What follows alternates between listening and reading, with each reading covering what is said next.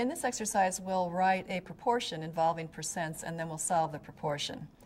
The proportion is going to correspond to this question: what percent of 80 is 65?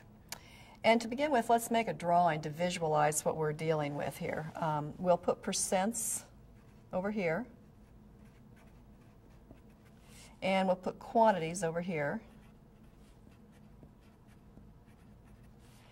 And we'll start with 0% or with a quantity of 0.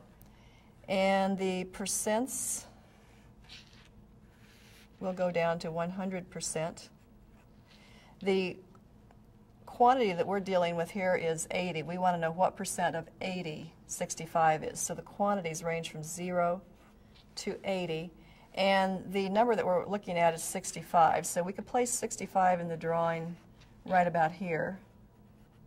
And we want to know what percent corresponds to this, so we'll call that percent N, percent.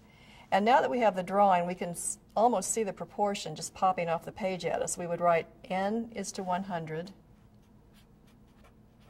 as 65 is to 80. So this is the proportion that we wanted to translate to, and now we'll solve it. We'll begin by equating cross products.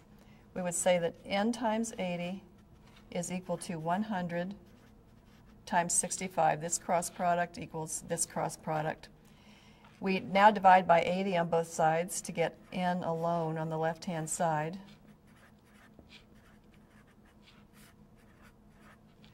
And if we wanted to, we could carry out that multiplication in the numerator. We have N equals 6,500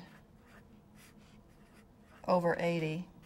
And when we do the division, we get 81.25. And remember, this is a percent, so the solution to the proportion is 81.25%.